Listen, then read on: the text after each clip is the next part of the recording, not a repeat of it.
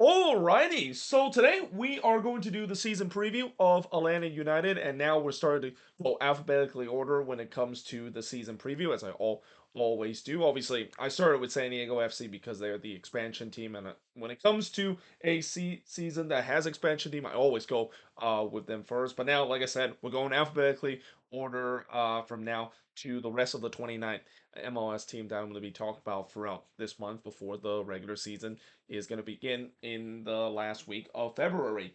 But talking about Atlanta United, just like what I talked about San Diego, it feels like Atlanta is just as a work in progress as San Diego is because, when you look at this team heading into this offseason, there were hints that they were going to make some big move. I mean, I do think that as much as that incredible run that they had in the playoffs and causing the biggest upset we have ever seen in playoff history with them upsetting Inter Miami, it doesn't really distract you the fact that this team is still very incomplete and that this team probably is nowhere near when it comes to being a contender in the Eastern Conference, unless if they're starting to make some big signing like they've done in the past before. Now, what's kind of interesting is that so far they have been very quiet when it comes to making signing. They haven't really signed a lot of players, or at least a lot of big name players, and use those TAM and DP and even the U22 initiatives thought to bring in a player like what we've seen before. And I wonder, is that mainly because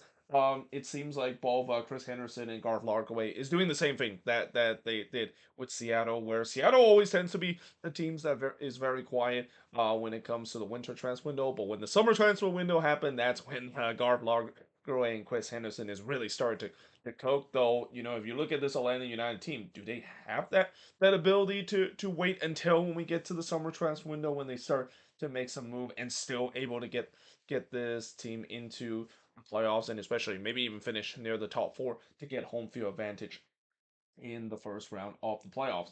That being said, last season they barely made it to the playoffs. Like literally, they made it to the playoffs on the final day of the season, finished in ninth place with a 10-10-14 record, and finished with 40 points. But like I said, they had that incredible run in the playoffs, beating Montreal and then beating Inter Miami in an all-time upset, but unfortunately fall short in the second round against their hated rival Orlando City.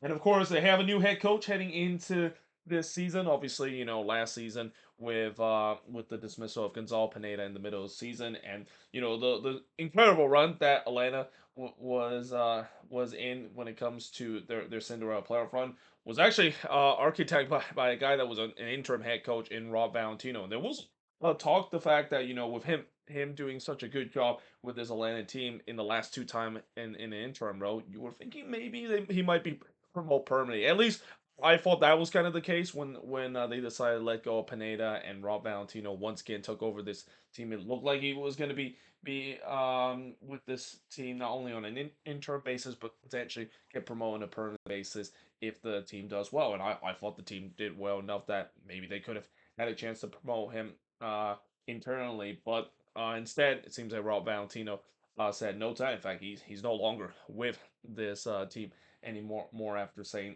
his goodbyes. So now you got Ronnie Delia in charge. Obviously, Ronnie Delia, we know what he did with NYCFC, winning an MLS Cup with that team as well, and then eventually he did move on to the from NYCFC, not because of NYCFC firing him, but more like because he wants to take a job in Europe. But now he's going to come back to MLS, and once again coming into a team that just like NYCFC has a lot of pressure when it comes to win. We always talk about when it comes to head coach coming to Atlanta.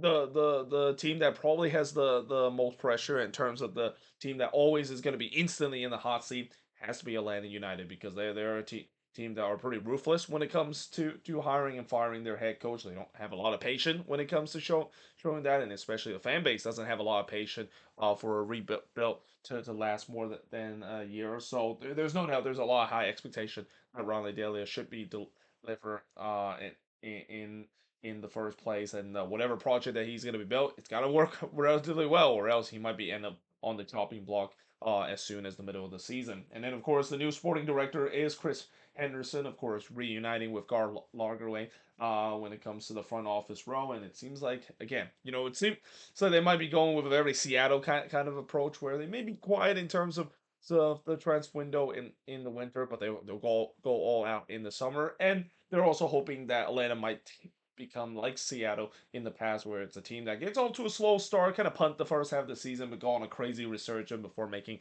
MLS Cup in the second half of the season, which I think Atlanta fans will definitely take that, even if they are going to get frustrated a little bit in the beginning with the slow start.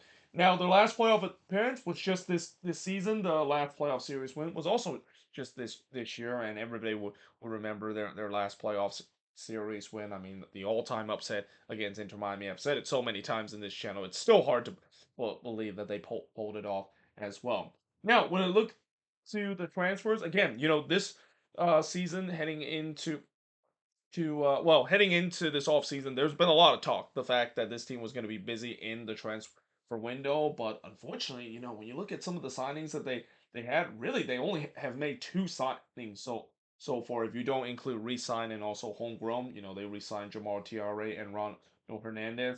They got Will Rightly as a homegrown, but the only two signing that they made really is getting Mateus Click from DC United and Cayman Togashi. I mean, getting Click is definitely good, especially on a cheap amount as well. Consider Click did really well last year with DC United, and it was a bit of a difficult decision for DC to move on from him, but it feels like it's more of a salary jump. That's kind of the reason why they move on from him. But besides him, I mean, the other guy that they got was Cayman Takahashi, who is a guy that they got off of a free transfer, and a guy that didn't really look that impressive in the J League as well. And certainly, I don't think he's the answer when it comes to the number nine spot that this team desperately need heading into this season. Now, when they looking at players that is no longer with this team, there's quite some. You got Eric Centennial. No, his option was declined. Same with Nick Firmino, Franco Ibarra. Dax McCarty obviously no longer with this team after he announced his retirement. Danny Rios also not returning for this team. And again, this is going back to the Cayman Tagashi signing. This signing doesn't really make sense if the fact that they could have just kept Danny Rios around. I mean, Rios, even in some limited minutes, he was effective for this Atlanta United team. And if you're gonna bring a guy that is similar to the quality that Danny Rios has, there's really no point of them letting him go in the first place. They probably could have just purchased him outright on the loan. But that being said, Quentin Westberg obviously announced his retirement as well. Then they also transferred two players to other team. You got Santiago Sosa now going to be going back to his native country in Argentina with Racing Club. And then they also traded Tyler Wolf to Real Salt Lake as well. Now, look at the first five games for Atlanta United. So they start off the very first game in a rematch of last year's Eastern Conference playing game between them and Montreal. So that should be some entertaining stuff to see them once again facing against a team that Montreal would love to want some revenge after what happened in that playing round of losing it at home in the playing round as well. But then they got a rivalry game straight away after that with them going on the road to play against Charlotte. Then they play against the team that won the Eastern Conference, that is the New York Red Bulls, before we will see the rematch of last year first round matchup, that infamous first round matchup. If you're an Inter Miami fans, but certainly a famous first round matchup in Atlanta United fan perspective against Inter Miami. Then they go on the road to play against Cincinnati on the road. So that's not really an easy schedule to begin. I mean, there are the Montreal one that probably could be a winnable resort, albeit this game is at home, and home form. It's gonna be interesting to see whether they can fix that, considering it was so poor last season. But besides that, I mean, all the rest of the game might be really tough. The Cincinnati one, they might have a chance as well, because as I'll get to Cincinnati, it feels like they are in a bit of a disarray as the season is about to start. Now, looking at the last five games of the season, they face against Columbus at home before playing against the new boys San Diego FC at home. Then they go on the road to play against New England before going on the road to play against LAFC, and then on the decision day game they're going to be playing against DC United. So again, it's not a bad last five games of the stretch. I mean, yes, there are some tough games. Columbus at home and LAFC on the road. That's not going to be easy whatsoever. But the other games, definitely winnable games. If you look at Atlanta United and their potential push to make it to the playoffs, if they're gonna once again leave it late like they did last season. Now, looking at the strength of this team, I'm gonna say it's got to be the fullback, and in some way the goalkeeping. Though again, that's a bit of a reach. Consider it, I'm still thinking that Brad Guzan can continue to his incredible form that he did in the playoffs. I mean, he was the one of the biggest reason why Inter or this Atlanta team pull off in that famous upset against Inter Miami. But the fullback position is definitely one that they are going to be very strong. I mean, we talk about Pedro Amador, one of the most underrated signing last season. He really excelled at this Atlanta team, almost kind of like a very similar Brooks Lennon type of player. Which, speaking of Brooks Lennon, he's going to be back heading into this season. So they got two really good fullbacks in this team, which is again that's not very often to say when a team has good fullbacks and especially two good attacking fullbacks that can cross the ball and into dangerous position, and that's kind of I think might be something that they might be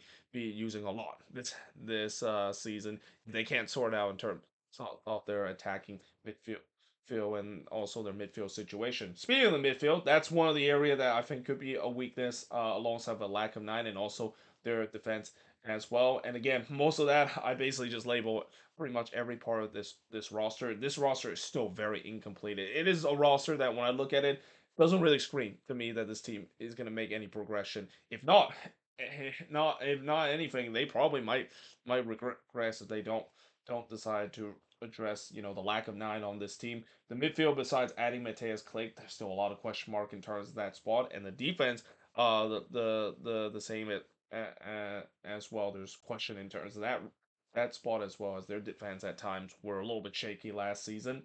Now, looking at the three big question for this Atlanta United team, obviously, where are the TAM and DP signing? You would assume that this team eventually is going to sign a couple more guys on this team, and again, I just think that with this team being an incomplete complete roster, I'm pretty sure Atlanta fans are not going to be happy heading into this season without the signings that they're used to always hear that this team has, and especially they want to get off to a good start with the signing that they currently have, and especially the roster that they currently have, it doesn't seem like this is going to be a roster that could get off to a good enough start, unless if Ronnie Delia can work his magic. And again, Ronnie Delia seems like he worked his magic with NYCFC, and this is why I think in some way it kind of fits well that Ronnie Delia is going to Atlanta United, and especially Atlanta picking him because they know that he's already been in one pressure cooking situation with NYCFC. Remember in that MLS Cup winning season when NYCFC fans were literally calling for Ronnie Daly heads in the middle of the season before he completely proved all those doubters wrong and only win the MLS Cup itself. Well, again, he's used to being under pressure. He's been used to getting ridiculed. So this is nothing going to be that unfamiliar if Atlanta fans are going to start calling for his heads. But yeah, well, I do think that Ronnie Dela is going to do well under pressure, and that I think he's going to work his magic, even if this team is a little bit incomplete heading into this season. And then the other big question involved some of the DPs that they have currently have. So I know that obviously Sabalaj needs say I think he's gonna have another great season heading into this year. But what about Morenchik heading into this year? I really hope that Morenchik might get himself going after last season. It was a bit of a slow start for him, and this is kind of the case when it comes to players coming into a new league. They might get off to a bit of a slow start before they start to make an instant impact. They really need Moranchuk to be that kind of player, and we'll see whether if that is the case. Because if that's not going to be the case, yeah, Atlanta has had their history of DP bust before, and this looks like it's staring at it at that direction if Moranchuk doesn't get things going when it comes to the attack and also the goal scoring department as well.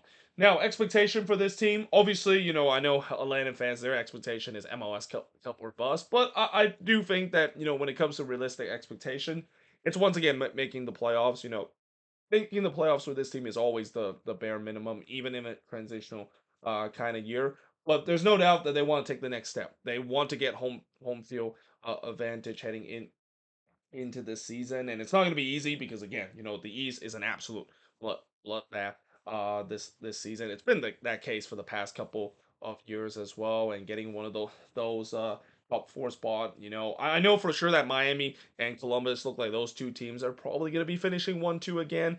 Third and fourth spot will be interesting to see. Originally, I was going to say Cincinnati, but with the way that Cincinnati has been kind of in a disarray right now, there could be a case where Atlanta could sneak into that spot. Though, if they want to sneak in that spot, they got some teams that they might have to compete for it. I think Orlando might be one of the teams that they might be competing. Charlotte could be that team to do so. They can get the attack going, and then even NYCFC themselves, or the New York Red Bulls, if they somehow continue that miraculous run into next season as well.